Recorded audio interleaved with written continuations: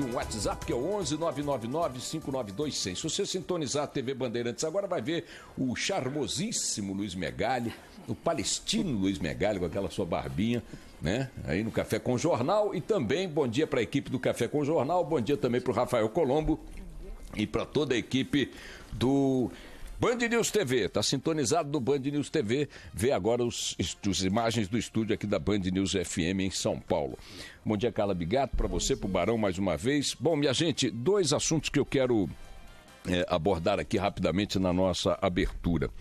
O primeiro deles diz respeito à declaração de ontem do presidente Michel Temer na Argentina, dizendo que a alta abstenção nas eleições municipais, agora de primeiro turno, representaram um recado à classe política.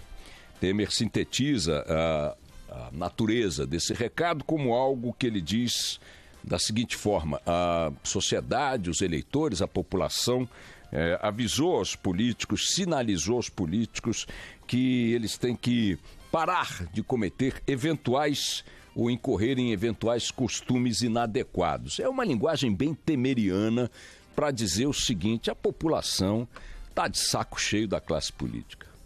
Até mesmo quem foi às urnas votar e tal, se você perguntar às pessoas, a você que está aí no carro, no ônibus, no trem, a você que está preparando a criançada para ir para a escola, ninguém foi para as urnas com entusiasmo varonil do nosso Brasil neste fim de semana, como não tem ido às urnas nas últimas eleições com esse entusiasmo há muito tempo.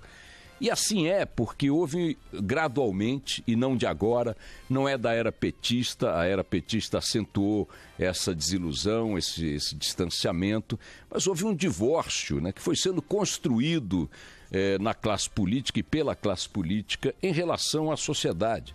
No discurso, nas práticas, na média dos comportamentos, no cumprimento das promessas, né?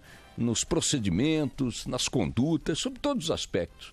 Eu, às vezes, brinco aqui, mas não é uma brincadeira desprovida de algum sentido, dizendo que, na minha opinião, as diferenças de comportamento, de valores dos políticos em relação aos cidadãos e às cidadãs são tão acentuadas, eles conseguem reagir de forma tão diferente de nós diante das mesmíssimas situações potenciais, que eu insisto aqui, às vezes, que eles não são da espécie humana.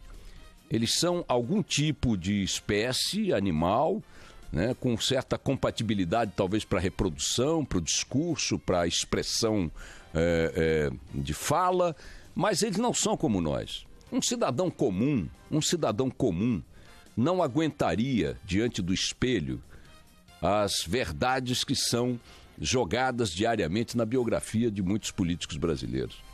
Um cidadão comum não encararia os filhos chegando em casa diante das verdades que são expostas sobre alguns políticos brasileiros.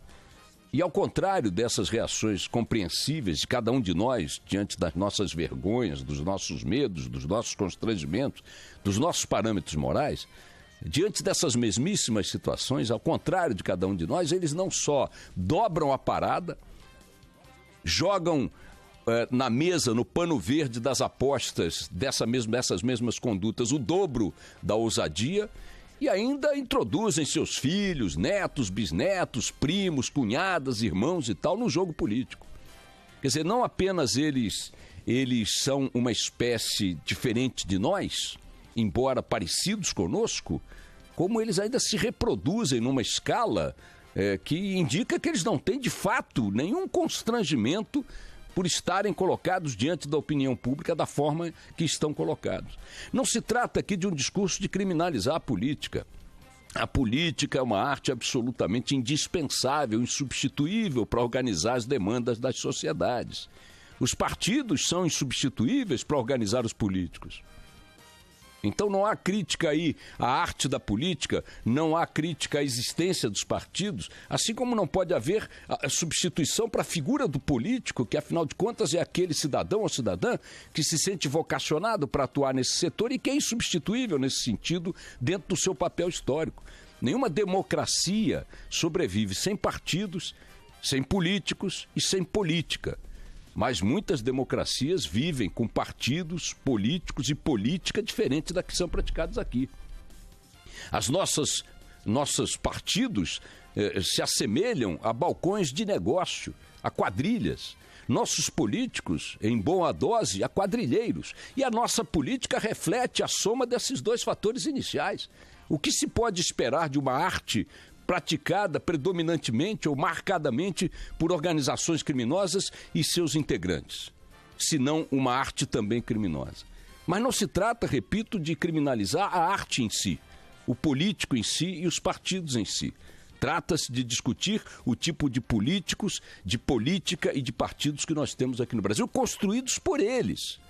Então nós temos sim que almejar em algum momento que essa realidade mude, já que ela não pode ser simplesmente substituída por outras realidades, porque as democracias não conhecem outra realidade para permanecerem merecendo esse nome. Então, quando o presidente Temer diz que é um recado à classe política, eu diria que é o 20º recado à classe política. Em 2013, nas manifestações gigantescas pelo país, o que a sociedade deu foi também um recado à classe política, aliás, um recado absolutamente idêntico a esse de agora. Não aguentamos mais vocês. Não queremos mais que vocês façam o que fazem. Não queremos mais que ajam como agem, que sejam o que são. E eles continuam fazendo exatamente tudo igual no mesmíssimo figurino. Aqui e ali alguns sinais de mudança, aqui e ali alguma expectativa de que as coisas possam melhorar, mas num horizonte de tempo aceitável, nada está mudando. Nem tem perspectiva de mudar.